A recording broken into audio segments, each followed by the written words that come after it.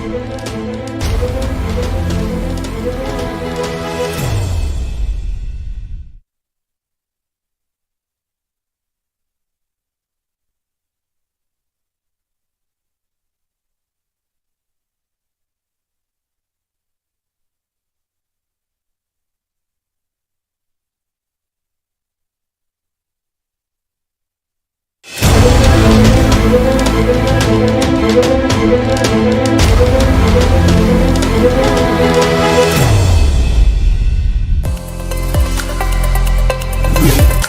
Newsday continues here on One News Now. I'm Sean Yao.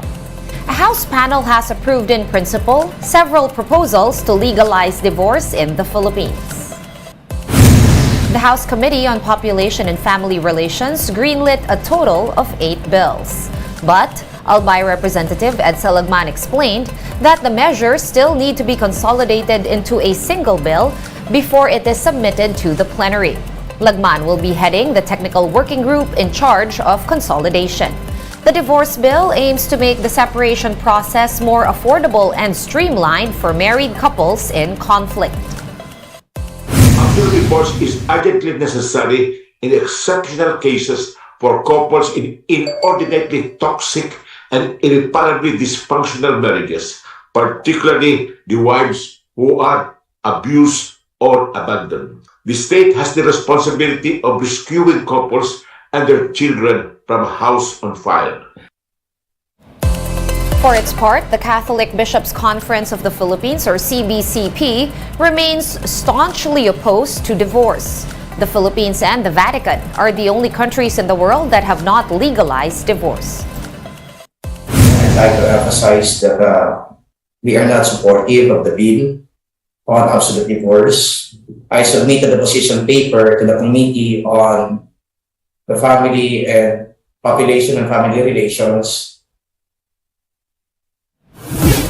And the Philippine Coast Guard says it is making reports of incursions public to expose China's bullying in the disputed waters.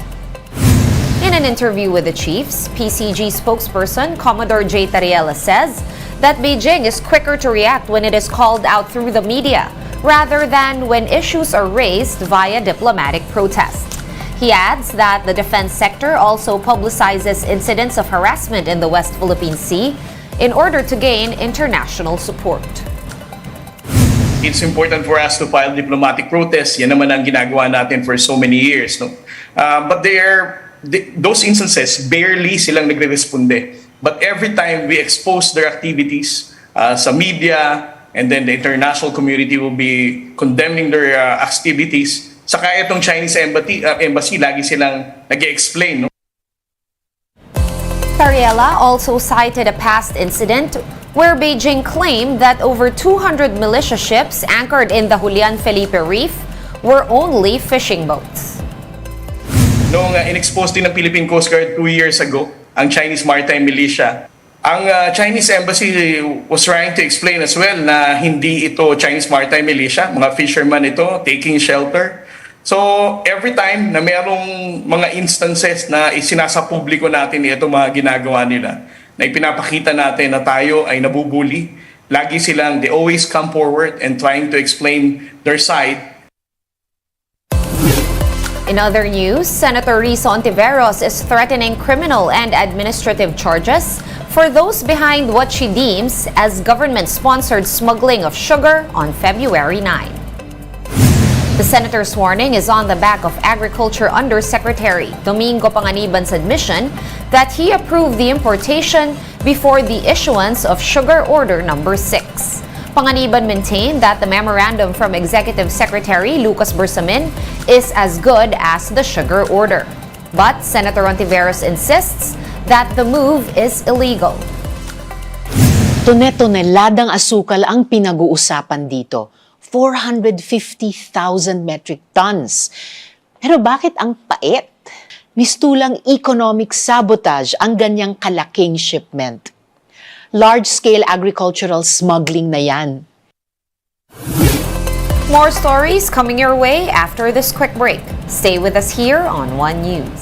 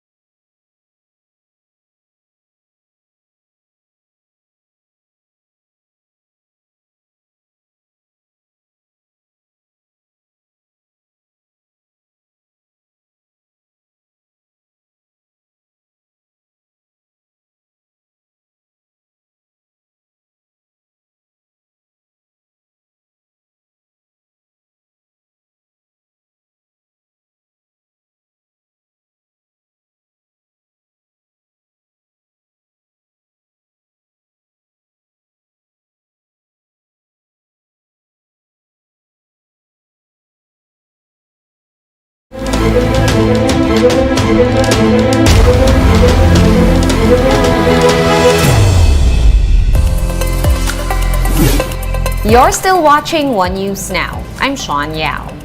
Some senators want to amend the Motorcycle Crime Prevention Act, saying that some provisions only serve to discriminate against riders. Camille Samonte with the details.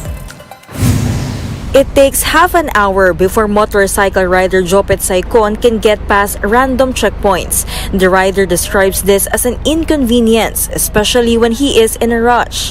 He also wonders why only motorcycles are asked to stop at checkpoints. Malaking pagkakaiba po talaga.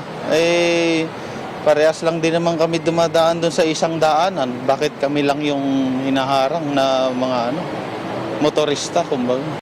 Checkpoints are also affecting the delivery time of food chain riders. Siyempre, yung minutes din po na nawawala sa amin. Siyempre, nag-aabal lang din po kami sa oras. Nagreklamo ba yung customer mo na Minsan pa. Some riders even believe that checkpoints are being used for corruption. Minsan pa, pinipirahan pa. This is one of the reasons why some senators are proposing to amend Republic Act 11235 or the Motorcycle Crime Prevention Act. Senator Raffy Tulfo said the law does not solve the motorcycle-related crimes and only creates discrimination against riders. Ang pagkakalam ko, paparahin lamang ang isang motorista kung may probable cost. Ano yung probable cost? Walang helmet. Sira yung ilaw. Discrimination po yun. Kung naghahanap ng kriminal ang ating mga taga-law enforcement, bakit? Wala bang kriminal na doon sa kotse, sa van, sa SUV? Mas maraming kriminal doon. Senator J.V. Ejercito, the sponsor of the proposed amendment, pointed out that fines provided in the law are about 10 times higher compared to those imposed on violations committed by drivers of four-wheeled vehicles. These fines and penalties are somewhat too excessive to the point of being discriminatory again to motorcycle riders. Karamihan po ng mga maliliit na motor, halos kapresyo na ng motor, kaya naintindihan po naman nila. The Motorcycle Crime Prevention Law requires license plates in the front and rear of motorcycles. But former President Rodrigo Duterte suspended the implementation of the doble placa. Ejercito suggested that instead of requiring a bulky front plate number on motorcycles, RFID stickers containing the driver's identification should be installed instead. Hopefully with the use of technology sa paggamit po ng scanner system at magtayo ng command center ay magiging madali na. Pag in-scan, pag green, go lang ng go, yung pong ititigil na lang, yung pong meron pong pupula, yung pong naka-alert. One rider party list Representative Bonifacio Bosita agrees with the proposal. Using the scanner, makikita po agad doon, karnap yung motorcycle. Hindi lamang po ito ma-address ng RFID, yung crimes committed by the riders. Another hearing will be conducted in the Senate on the matter, and groups opposing the amendments will be invited. For News 5, Camille Samonte, we are One News. How do you know if your house can withstand powerful earthquakes? Urban planning expert Paulo Alcazaran says inspection is key and shares some telltale signs of unstable structures. Let's listen in. Telltale cracks in beams and columns are always a worrying sight, right? Even more worrisome is if you see the reinforcement poking through. That's of course, if there are sagging beams. Another thing about elevated infrastructure is the harmonic. If a highway is beside you and there's a harmonic from all the noise, it affects the structure. It's very technical, but it does happen. And the other things that you take a look at is if there's any subsidence in the structure itself, if something is sunken below what used to be the normal level. Those are the telltale signs. Let's now take a quick look at today's other top stories. NCR Police Office Director, Police Major General Jonel Estomo, is the new Deputy Chief for Operations. He is now the third highest official in the PNP after the latest revamp in the National Police Force. He replaces Lieutenant General Benjamin Santos Jr., who was reassigned to the office of the PNP Chief. Finance Secretary Ben Diokno makes another pitch for the proposed Maharlika Investment Fund. He says that it will promote economic development in the country. In a forum with the business community, Diokno explained that the MIF will make strategic and profitable investments in key sectors such as transportation, green energy, water, and telecommunications. And the MTRCB says that the film Plane has been voluntarily pulled out of Philippine cinemas. This is amid complaints from some senators about how the country was depicted in the movie. Plane's distributor has promised to provide the MTRCB with a new version of the film for review. And for more updates, visit News 5, The Philippine Star, and Business World online. Visit our website, onenews.ph, for more in-depth analysis. You can also catch One News on Signal Play.